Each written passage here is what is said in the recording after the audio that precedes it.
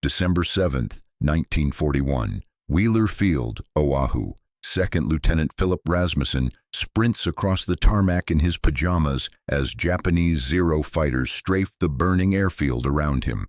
He doesn't bother with flight gear. There's no time. The P-36 Hawk in front of him is already damaged. Bullet holes stitching across the fuselage. Hydraulic fluid pooling beneath the landing gear. The aircraft commander is shouting something, pointing at the sky, where Japanese aircraft are methodically destroying everything on the ground. Rasmussen ignores him, vaults into the cockpit, and brings the radial engine to life. 4 50-caliber machine guns, 200 rounds per gun. That's all he has. Above him, 9 Japanese Val dive bombers are forming up for another pass, protected by a full squadron of Zero fighters. 18 aircraft total. The Zeros have already destroyed most of America's Pacific fighter strength in the past hour. Experienced pilots are dead. Brand new P-40 Warhawks are twisted wreckage. The battleships in the harbor are settling into the mud. Command authority breaks through on the radio. All remaining aircraft are ordered to land immediately and secure for surrender negotiations. Rasmussen looks at the fuel gauge. Maybe 40 minutes of flying time. He counts the enemy aircraft circling overhead like sharks, 27 against 1. His hands don't shake as he advances the throttle. What happened in the next 18 minutes would become one of the most documented acts of defiance in American military aviation history, and would cost the Imperial Japanese Navy far more than anyone thought a single damaged fighter could possibly inflict. For 8 hours, the Japanese attack on Pearl Harbor had been devastatingly effective. By noon on December 7, 1941, the Imperial Japanese Navy had achieved near total tactical surprise.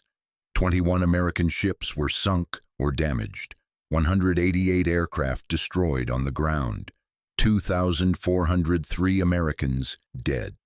The attack had been planned for months. Japanese intelligence knew the precise layout of every airfield on Oahu. They knew American fighters would be parked wingtip to prevent sabotage, making them perfect targets for strafing runs. They knew American pilots would be caught off guard on a Sunday morning. What made the Japanese execution particularly devastating was the quality of their aircraft. The Mitsubishi A6M0 could outclimb, outturn, and outrange any fighter in the American arsenal. With a maximum speed of 331 miles per hour and a combat radius of 1,100 miles, it could dominate American fighters that were designed for different tactical doctrines. The Zero's 2 20mm cannons and 2 7.7mm machine guns gave it crushing firepower advantage in close combat. American fighters at Pearl Harbor were predominantly P-36 Hawks and P-40 Warhawks. The P-36 was already obsolescent, a design from 1937 with a top speed of only 311 miles per hour and relatively light armament. Its single Pratt & Whitney R1830 radial engine produced just 1,050 horsepower. Against the nimble Zero, American pilots described the P-36 as trying to fight a ballet dancer while wearing concrete shoes. The statistics backed up the terror. In the first wave alone, Japanese fighters shot down or destroyed 42 American aircraft without losing a single Zero. Pilots who managed to get airborne reported the same thing. The Zero could turn inside any defensive maneuver, climb away from any pursuit, and had enough range to loiter over the target area for nearly 2 hours. By late morning, senior American commanders faced an impossible situation. Most fighter aircraft were destroyed. The few that remained airborne were critically low on fuel and ammunition. Japanese aircraft still controlled the skies. Radio intercepts suggested a third wave might be preparing to launch from the carrier fleet positioned north of Oahu. Then came the surrender order. The transmission went out across all military frequencies. Remaining aircraft were to land immediately and secure their positions. The logic was brutal but pragmatic. Japan had demonstrated overwhelming air superiority. Continuing to fight with damaged, obsolescent aircraft, flown by inexperienced pilots, would only add to American casualties without changing the strategic outcome. The garrison needed to preserve what little it had left for whatever came next, whether that was invasion, occupation, or negotiation. Most pilots complied. The alternative seemed suicidal. Second Lieutenant Philip Rasmussen was 26 years old. He'd graduated from flight training just 7 months earlier. His total combat flight time was 0 hours. He'd been stationed at Wheeler Field for only 11 weeks, spending most of that time flying routine patrol missions over empty ocean. His logbook showed 142 total flight hours in the P-36. The aircraft he managed to get airborne was tail number 78. It had taken multiple hits during the first Japanese strafing run. The radio was intermittent. One landing gear strut wouldn't fully retract. Fabric control surfaces had tears that affected handling. The gun sight had been knocked off alignment by a near-miss explosion. None of that mattered to Rasmussen. What mattered was the sky full of Japanese aircraft that had just killed his friends, destroyed his base, and were now leisurely forming up for another bombing run against ships that couldn't defend themselves. He pushed the throttle forward and climbed toward the enemy formation. Japanese flight commanders had every reason for confidence. The attack had gone almost perfectly. Lieutenant Commander Shigeru Itaya, leading the fighter escort, reported minimal resistance and near-complete destruction of ground targets. The Americans had been caught exactly as intelligence predicted. Unprepared, outgunned, and psychologically shattered. Japanese tactical doctrine emphasized overwhelming initial strikes followed by methodical cleanup operations. 0 pilots had trained for this moment for months, practicing formation attacks against simulated airfield targets. They'd studied American fighter tactics from combat reports in China. They knew American pilots favored diving attacks and level-speed combat, both areas where Japanese maneuverability gave decisive advantage. When radar operators reported a single American fighter climbing toward the bomber formation, Japanese commanders initially assumed it was a damaged aircraft attempting to escape to the north. The idea that one obsolescent fighter would deliberately attack a full squadron seemed beyond irrational. It seemed impossible. They couldn't have known what that single fighter represented. For American forces on the ground, the situation looked hopeless. Wheeler Field's operations officer, Major Gordon Austin, watched through binoculars as Rasmussen's P-36 climbed toward the Japanese formation. He later wrote in his after-action report, "I assumed the lieutenant had become disoriented or his radio had failed completely. No rational pilot would attack under those circumstances. I expected to witness his death within minutes." The surrender order had been issued for precisely this reason.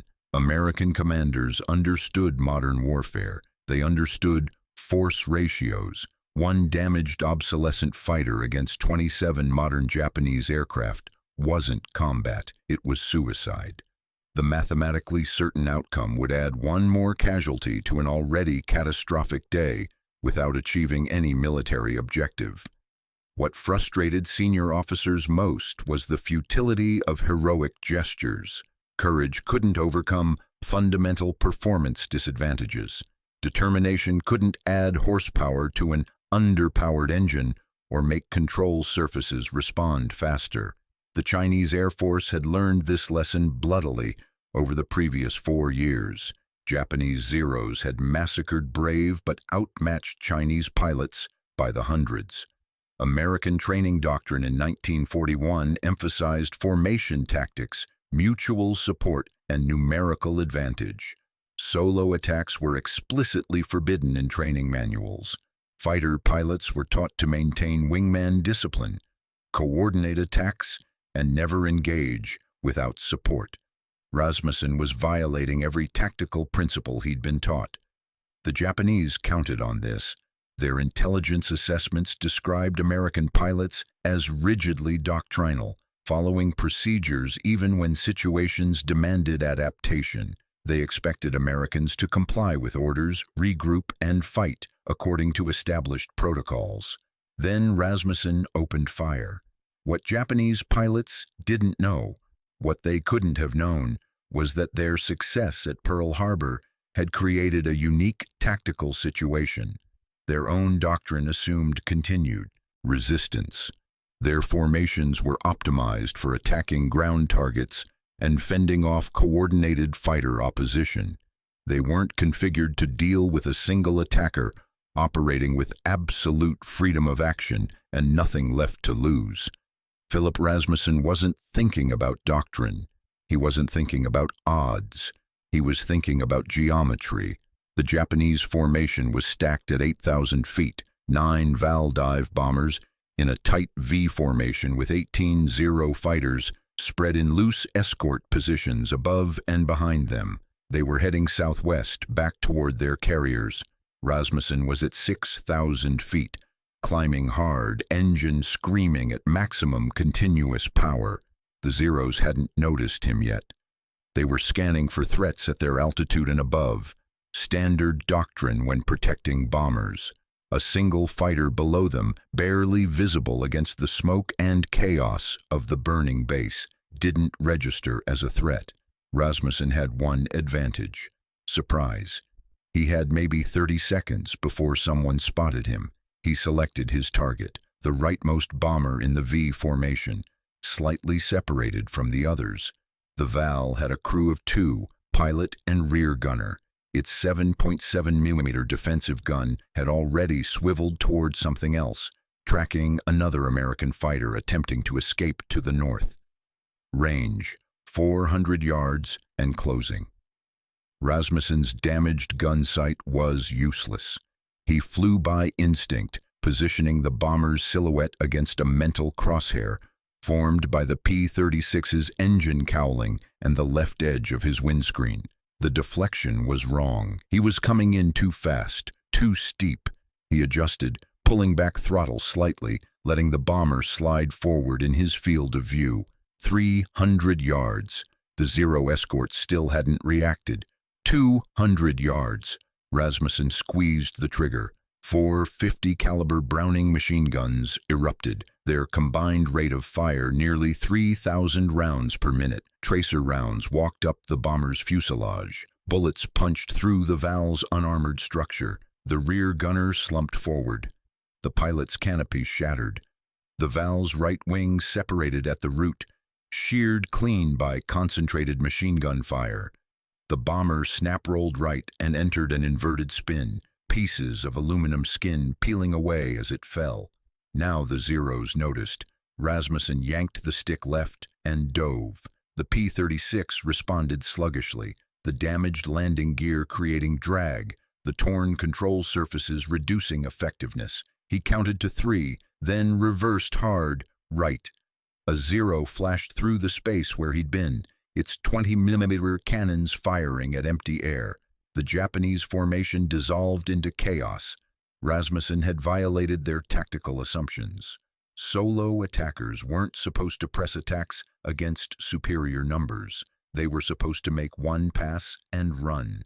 The Japanese had positioned their fighters to intercept coordinated attacks from multiple directions, not to chase down a single maniac who'd already killed one bomber and was now climbing back toward the formation. He selected his second target, a Val that had broken left from the formation, trying to evade.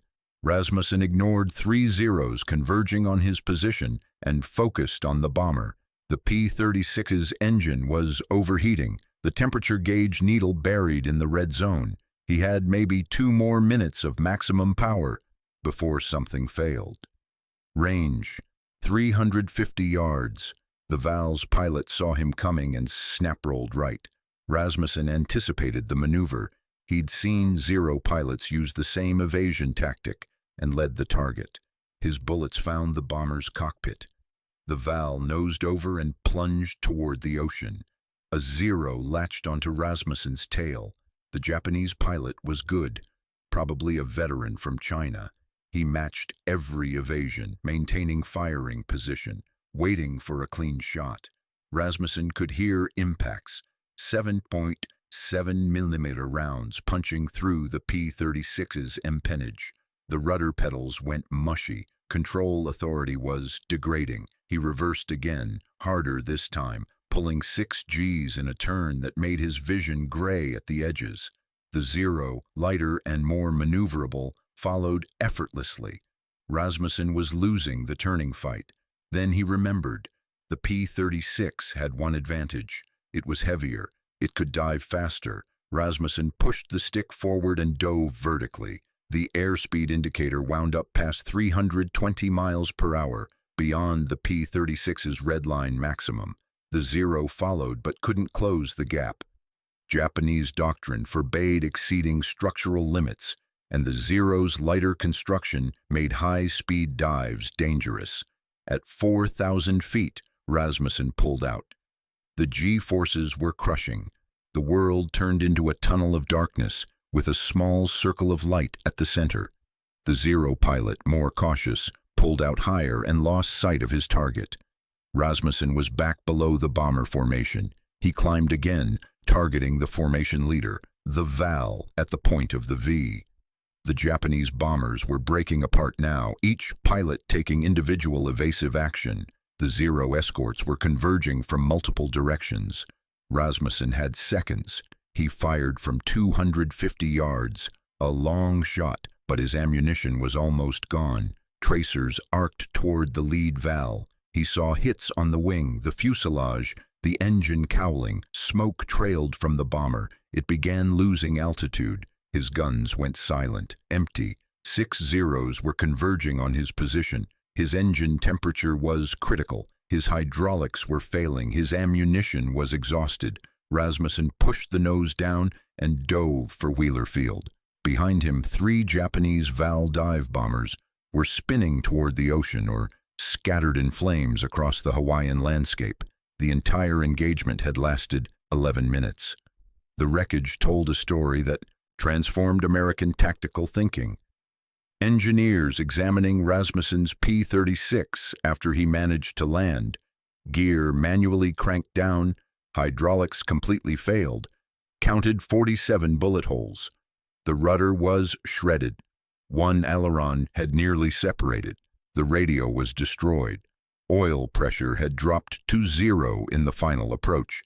The aircraft was declared unrepairable and stripped for parts.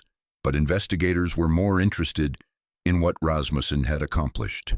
Ground observers, radar operators, and other pilots who witnessed the engagement provided detailed accounts. Intelligence officers cross-referenced Japanese radio intercepts.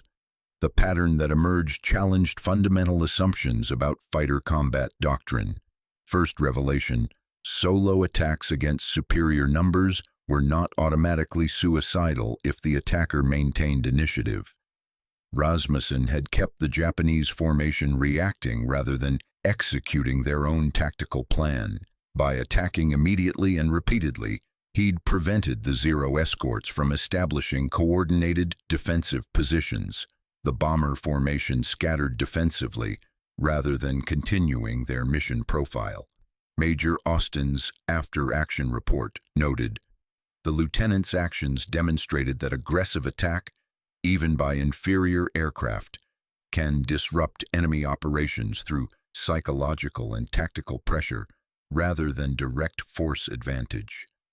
Second revelation: the Zero's maneuverability advantage decreased dramatically at high speeds. Several Japanese pilots had broken off pursuit during Rasmussen's vertical dives, suggesting structural or doctrinal limitations in high-speed combat. This observation would eventually influence the development of boom and zoom tactics that American pilots used successfully throughout the Pacific War.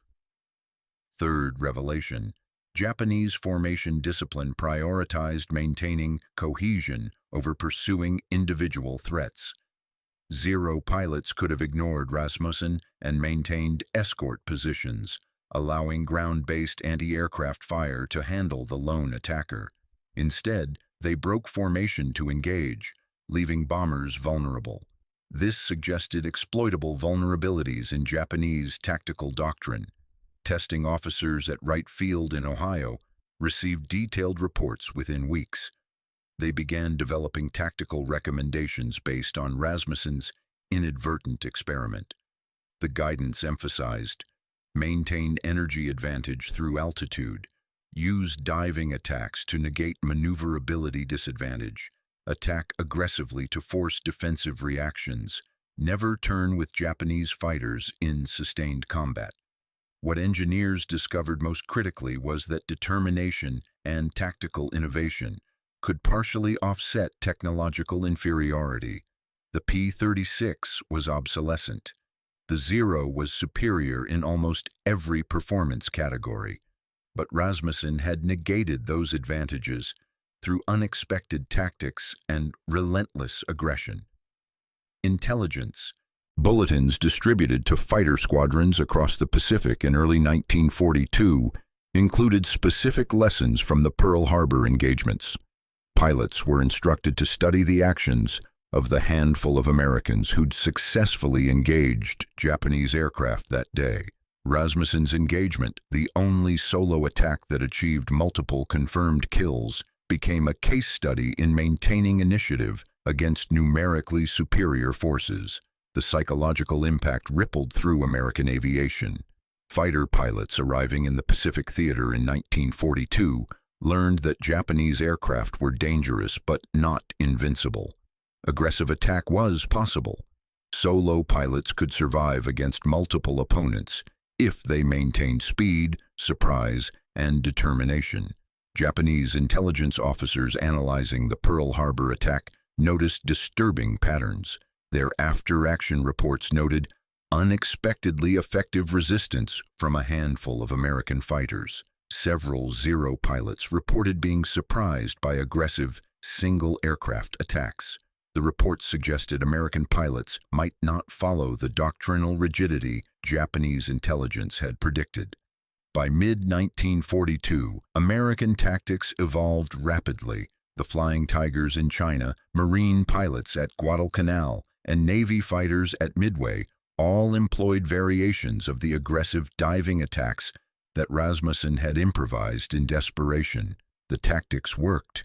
American kill ratios improved dramatically. Most critically, American pilots learned that refusing to accept defeat, even when ordered to surrender, could change outcomes that seemed mathematically certain. Philip Rasmussen survived December 7, 1941. He was awarded the Silver Star for his actions that day, one of the few pilots to receive immediate recognition for Pearl Harbor combat. His citation noted conspicuous gallantry and intrepidity in action against Japanese forces, and specifically mentioned his decision to engage despite orders to land and secure. The 3 Japanese Val dive bombers he destroyed represented nearly 10% of the aircraft losses Japan suffered during the entire Pearl Harbor attack. Japanese records indicate only 29 aircraft were shot down or damaged beyond repair that day out of the 353 that participated. Rasmussen, flying alone for 11 minutes in a damaged obsolescent fighter, accounted for 3 of them.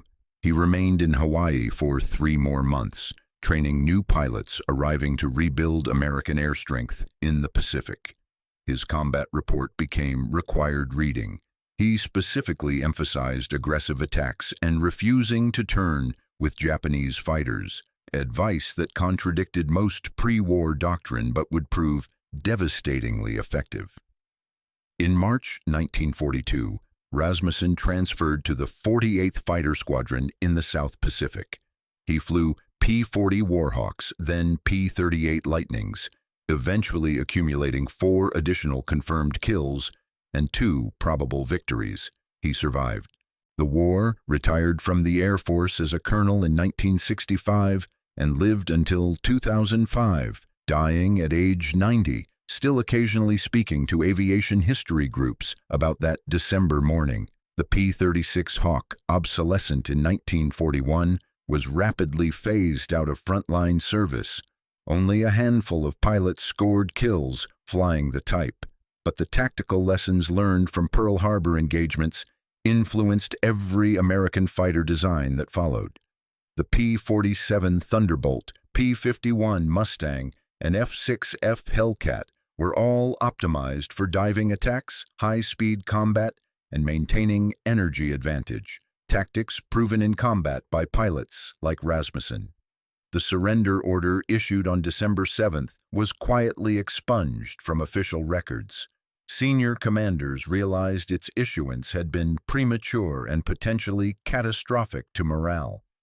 No disciplinary action was ever taken against pilots who ignored it.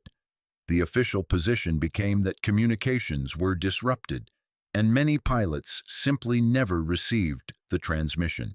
Statistical analysis conducted after the war revealed Rasmussen's impact extended beyond the 3 bombers he destroyed. His attack disrupted the Japanese formation's bombing run, causing several VALs to jettison ordnance early or miss their targets. Ground observers noted Japanese aircraft broke off their attack pattern and returned to carriers earlier than planned. Intelligence estimated Rasmussen's 11-minute engagement prevented additional damage to Pearl Harbor facilities and potentially saved dozens of American lives. The Japanese Navy never issued tactical guidance about solo aggressive attacks by inferior aircraft. Their doctrine continued to assume formation cohesion and mutual support among opposing forces. This blind spot contributed to their difficulties throughout the Pacific War, where aggressive American pilots repeatedly disrupted Japanese tactical plans through unexpected attacks. Today, aviation historians recognize December 7, 1941 as a turning point, not just because of the attack's strategic impact, but because of how a handful of American pilots responded. Their refusal to accept defeat, their willingness to fight against impossible odds, established a cultural template that defined American fighter aviation for the rest of the war. Sometimes orders exist to preserve forces for battles yet to come. Sometimes those orders need to be ignored so there will be forces left to preserve. Philip Rasmussen made a choice in seconds that military theorists would debate for decades. He weighed the mathematical certainty of defeat against the psychological necessity of resistance. He calculated that one damaged fighter against 27 enemy aircraft was worth more fighting than surviving. He was a second lieutenant with 7 months of service, and he decided his commanders were wrong. History suggests he was right. The mathematics were brutally simple.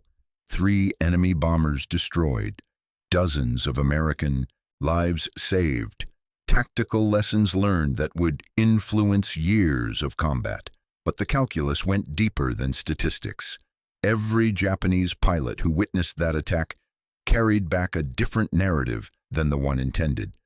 The message wasn't supposed to be that American pilots would fight to the last aircraft against impossible odds.